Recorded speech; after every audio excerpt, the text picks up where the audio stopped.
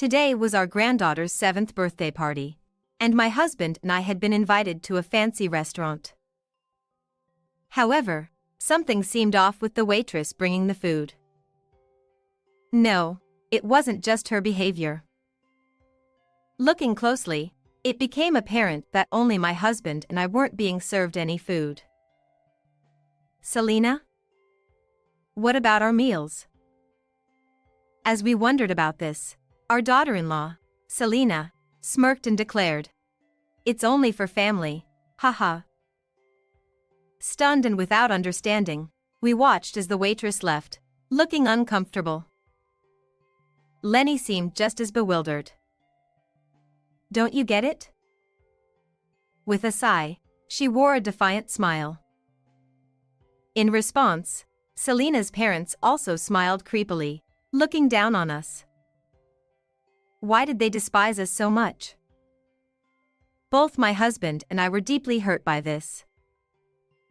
It was so disappointing that there was no reason to stay any longer. Let's go home. Yes. I stood up, following my husband as we left the place. However, about an hour after we got home, a small guest appeared. Puzzled, I went outside to find our granddaughter, the birthday girl, standing there. My name is Stella Hale, a 55-year-old housewife. My husband, Stephen, and I have a good relationship and always go for a walk together every morning. Because of this, our neighbors often call us a loving couple. Sometimes, people ask us the secret to our happy marriage. Well, it's about always being grateful. He would answer cheerfully, and the neighbors would applaud. Standing beside him, I would feel proud and nod in agreement. We have one son named Lenny. Like his father, he has a gentle demeanor and is well regarded for his good nature. After graduating from university, he joined a large trading company and did well. Things are going smoothly. I'm eating well, so don't worry. He would say with a laugh over the phone, and a few years later, he said he wanted to introduce someone to us. The person who appeared before us was a petite, charming woman. This is Selena. Nice to meet you, I'm Lenny's girlfriend. With her clear, bright eyes, she looked directly at us. Lenny had met her at a hobby group gathering. Selena smiled throughout the conversation, making a good impression. Believing they would do well together, my husband and I blessed the two of them. The couple got married, and the following year, a baby girl named Camilla was born. Watching our first grandchild grow was truly joyous, and after every video call, I couldn't wait for the next one. What should we get her for her next birthday? Her birthday. Didn't we just give her a gift recently? I just want to prepare in advance. I was excited, while Stephen seemed slightly exasperated. But Selena seemed unhappy again today. Indeed, she had worn a friendly smile when we first met. But since then, she always seemed to have a sour expression. I didn't recall doing anything wrong. While I understood she might dislike meeting her mother-in-law, her blatant attitude was disheartening. Moreover, she subtly looked down on my husband and me. Lenny worked at a prominent international trading company in the city and occasionally went on overseas business trips. In contrast, we lived in the countryside, growing our own food and leading a simple life, which might appear humble to outsiders. "Stella, you live such a shabby life," she had once said, looking down on us. But my husband and I never thought our lives were shabby. You might see it that way. I smiled, brushing it off. After all, everyone has different values. Lenny didn't know about this. I didn't want to speak ill of the person my son chose, and there was no need to reprimand her. When I brushed it off, Selena started looking down on us even more. I didn't understand what drove her to act this way, but it made me sad sometimes. On the other hand, Camilla was different. When she was about to graduate from kindergarten, she once called to thank me for a picture book I sent her. Grandma, thank you for the book the other day. Her childlike gratitude made me feel her growth and almost brought tears to my eyes. You're welcome. Read it a lot. Camilla was gentle and kind to everyone. She got along well with me and Stephen. But Selena didn't seem to like this, and that day's call ended quickly. Camilla, you have your lesson. Time to end the call. Camilla had little time to play, being involved in extracurricular activities like English classes, swimming, and piano lessons. Selena wouldn't allow her to have much free time. Camilla, do you enjoy your lessons? Once, when they visited, I asked her this while Lenny and Selena were out. Every day is so busy, it's hard. I remember being shocked by her response. A child of only 5 or so spoke like an adult. Perhaps that's why she seemed to relish the freedom when visiting us in the countryside. The lack of free playtime was probably stressful for her. When Camilla turned 7, we were invited to her birthday party by Selena. The venue was a fancy restaurant famous for its fish dishes. The room we were shown to had a black-themed table and chairs, with chic wall decorations. At the table, Selena's parents sat neatly dressed, backs straight, seemingly oblivious to our presence. Despite our arrival, they remained still, a tense atmosphere lingering. Lenny and his family arrived late, completing the group. Once everyone was present, the waitress started bringing out the food. But after a while, she seemed to check something with Selena. Only our meals were missing. Selena? What about our meals? As we wondered about this, she smirked and declared, "This is only for family, haha." Instantly, Selena's parents burst into laughter. Stunned and without understanding, we watched as the waitress left, looking uncomfortable. Lenny seemed just as bewildered. Ignoring him, Selena stood up and addressed everyone with her bright eyes. "Thank you all for gathering here today for our daughter." She bowed gracefully, and her parents applauded. She continued, "Our daughter has turned 7.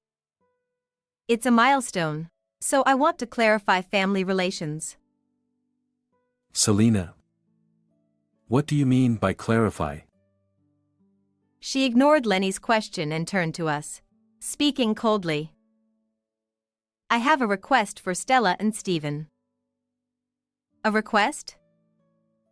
What are you talking about?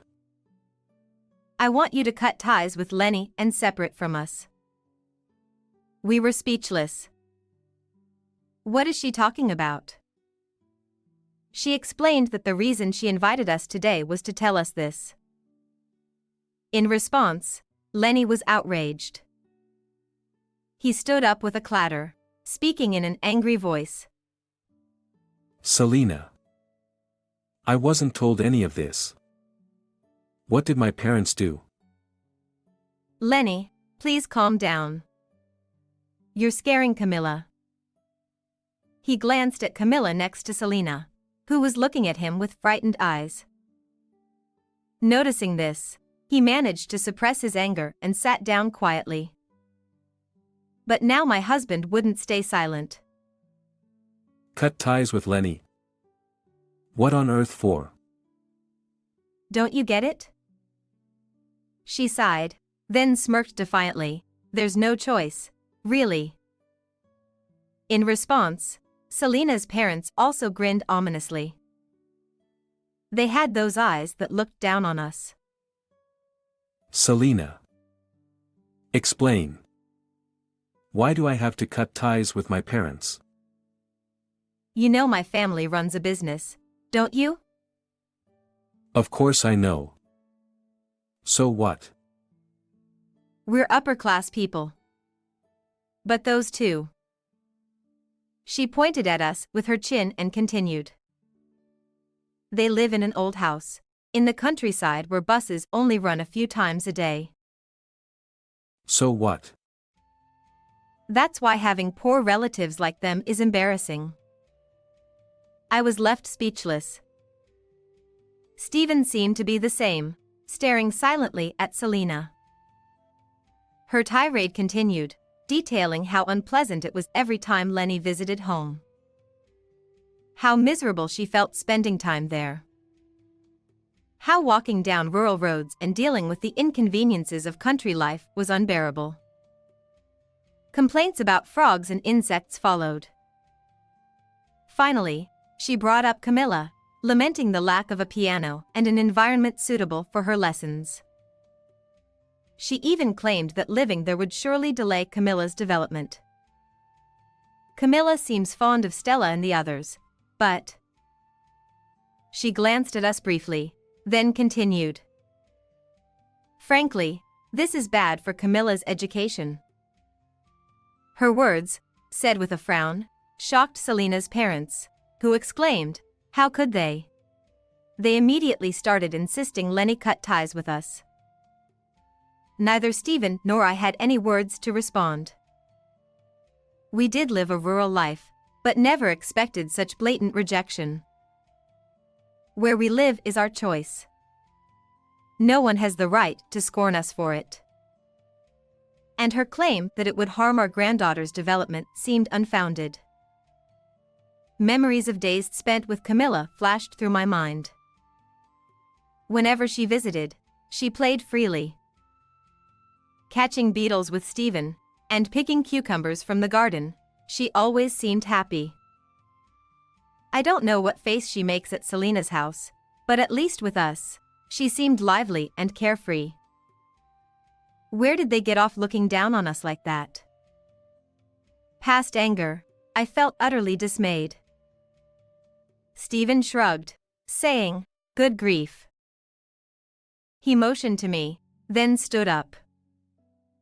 Let's go. Yes. I stood up and followed him out. As we left, we heard the jubilant voices of Selena and her parents.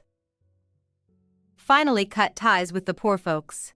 Endured 7 years, they said. Poor folks. That word deeply hurt both Stephen and me. It was clear that was how they saw us all along, and it saddened me deeply. I wonder what Lenny will decide. Yes. Whether he'll really cut ties with us. If Lenny decided to cut ties with us, we would accept it. We discussed this on the way home. The only regret was not being able to see Camilla anymore. Looking forward to our granddaughter's growth, the thought of losing that was painful. We returned home with heavy hearts. I decided to make something simple for lunch and stood in the kitchen. Stephen, looking unsettled, was reading a book. We bottled up our indescribable feelings. About an hour later, the intercom rang. I pressed the response button, but only saw a small child's head on the screen.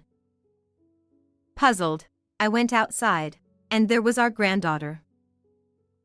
Camilla? She smiled broadly and hugged me. Grandma. I came with Daddy. Startled, I looked behind her to see Lenny standing there, looking unexpectedly refreshed. Mom, I'm sorry. I've decided to divorce Selena. What are you saying? I was surprised and somewhat shaken. We invited Lenny and Camilla inside to hear his story with Stephen. After you left, I was so furious I confronted them. As Selena and her parents celebrated cutting ties with us, Lenny yelled at them to stop insulting his parents. They looked at him as if he was speaking nonsense. He explained to them that his parents were not poor. In fact, we had assets worth billions, from real estate investments. We manage various properties, leasing them to individuals and businesses in need. Not just in this rural town, but also in the city and even distant regions. Selena turned pale upon hearing this. No way. Then why do they live in such a shabby house? Disbelieving, she stammered. Her parents were also bewildered, asking Lenny why. I told them, unlike you, my parents don't like a lavish lifestyle. Indeed, Stephen and I prefer a minimalist lifestyle. Simply put, we live with only what we need for comfort. Our home, transportation, possessions, and clothing are all minimal.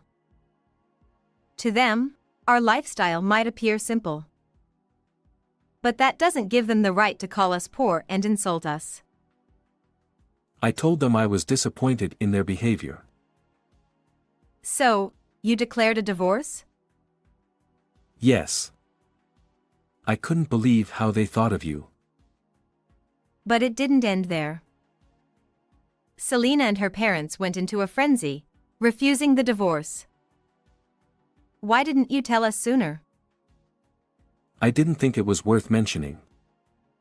We intended to manage on our own. What are you saying? Bring them back. You were the ones who wanted to cut ties. You're siding with them.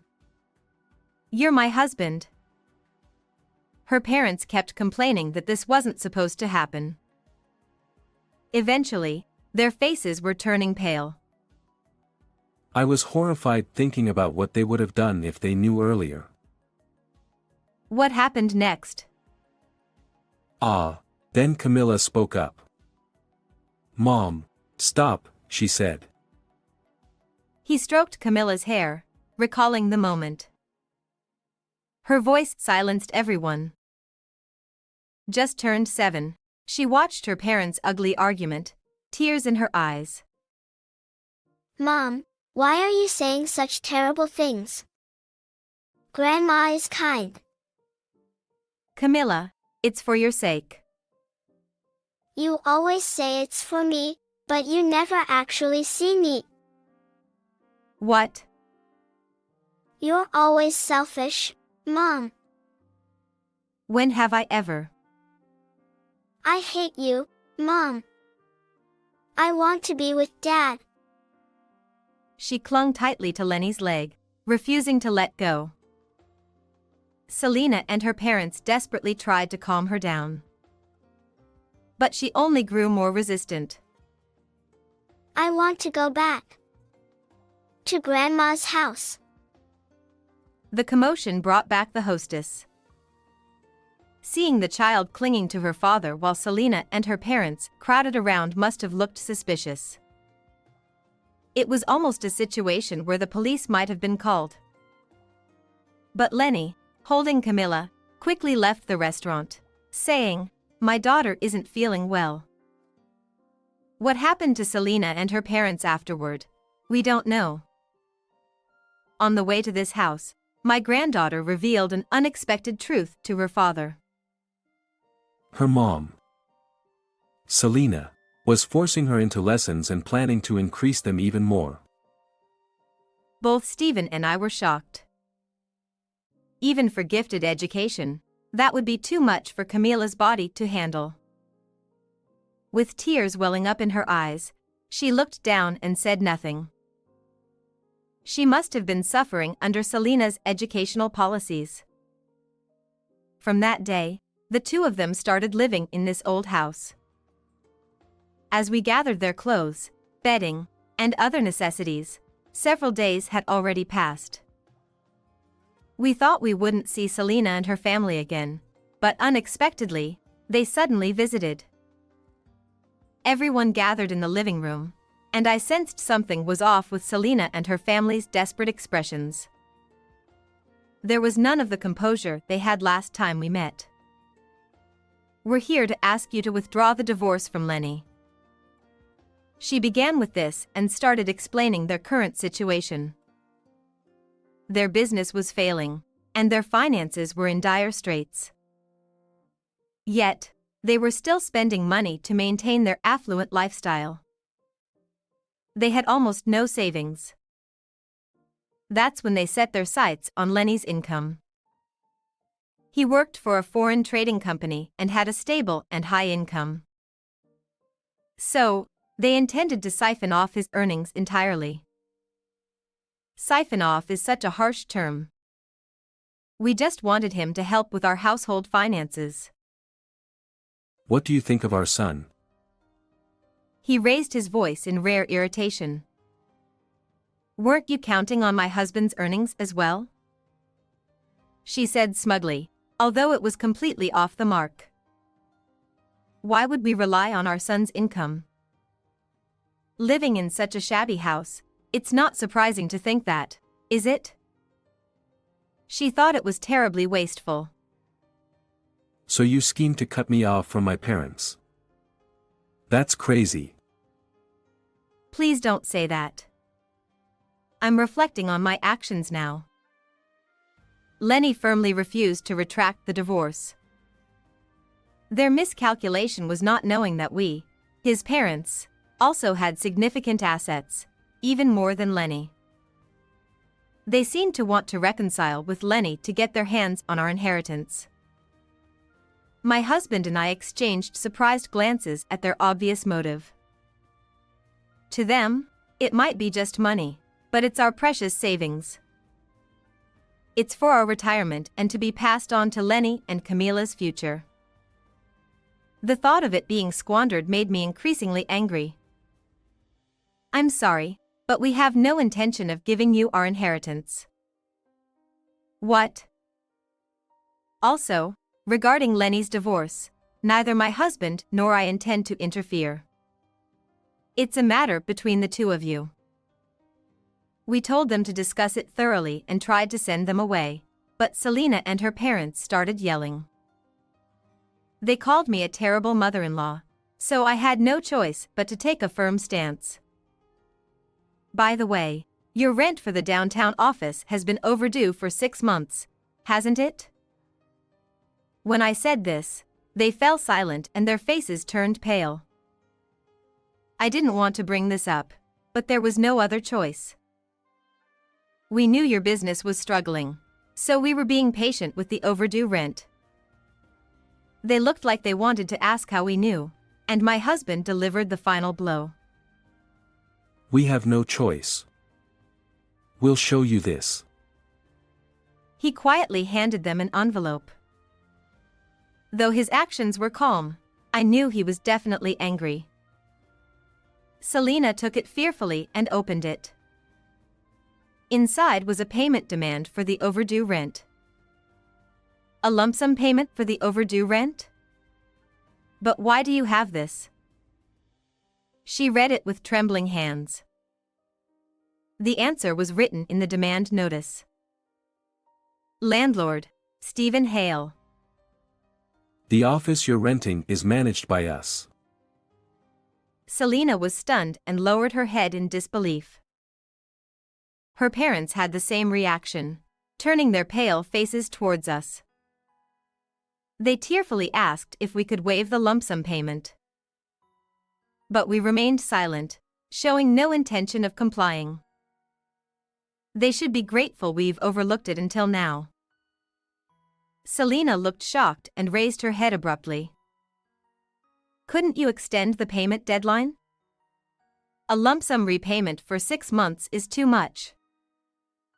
Her voice sounded as if she'd come up with a great idea, but we shook our heads.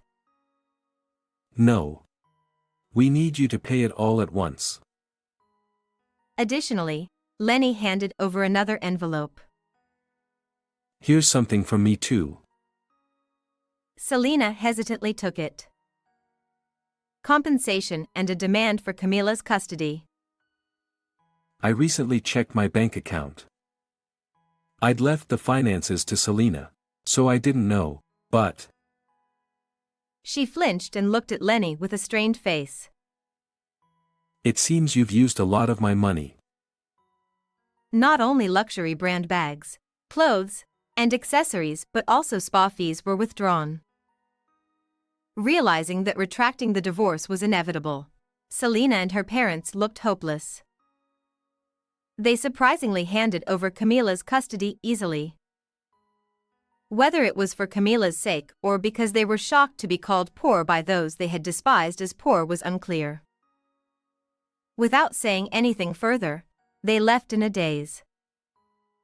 A week after Selena's unexpected visit, the overdue office rent was paid in full. We didn't know where they got the money, but it didn't matter. Also, the compensation to Lenny was paid about a month later. Selena sent Lenny a message saying she wanted to talk again, but... What's there to discuss now? This is absurd. Enraged, my son blocked her messages and decided to communicate through a lawyer. Later, we heard from the neighbors that Selena's family had gone completely bankrupt. Right after hearing this, they contacted us about vacating the office. They must have judged that continuing the business was impossible. After completing the cancellation procedures, Selena fled. As an aside, another company applied to rent the now vacant office. So far, they haven't missed any rent payments. As for Selena's family, they were left with a huge debt and started working to pay it off. However, they had little experience working under others. They constantly had trouble with their superiors, colleagues, and even clients, resulting in frequent job changes. Unless they change their haughty attitude, this will likely continue. After the divorce was finalized, Selena contacted Lenny again. Give Camila back. What was she thinking? Stephen saw through her intentions. She probably wants to demand child support. What a disgraceful lot they are. Well, whether to comply or not depends on Camila. When we asked our granddaughter, she shook her head. No. I want to stay with Dad and in this house. We respected her wishes and replied to Selena that we could not comply. Afterward, Selena's family sold their house and moved into a cheap apartment. The apartment wasn't managed by us but by a real estate investor friend. Recently, we heard from him that the family was constantly fighting and causing trouble for their neighbors. Those troublesome people are a problem wherever they go. Stephen and I could only shrug our shoulders. Meanwhile, Camila had adapted well to living with us. Even when she had to transfer schools, she showed no displeasure, rather, she seemed happy. She had stopped all her extracurricular activities. English conversation, swimming, and piano didn't seem to interest her much. She started spending more time with her new friends. A little before summer, she said something surprising. Grandma, I want to join the Girl Scouts. Girl Scouts? Yeah. My friends from class invited me. It seems her 3 close friends in class were members of the Girl Scouts. They even had a program she could try on Sundays. Although she had said she didn't want to do any more extracurricular activities, now she was taking a step forward. This made me very happy, and I decided to support her. When I told Stephen, he felt the same way. That's great. Let Camila do what she wants. Thank you, Grandma, Grandpa. Camila jumped for joy, but Lenny interrupted. Wait a minute. You'll need a guardian to accompany you at first. I'll go with you. Camila's face lit up even more at his words. She seems to be smiling more than ever. And I feel like I hear thank you from her more often. Who could have influenced her like this? Who knows? We exchanged glances, savoring our happiness and laughing together. How did you like today's story? Don't forget to subscribe to our channel. See you in the next video.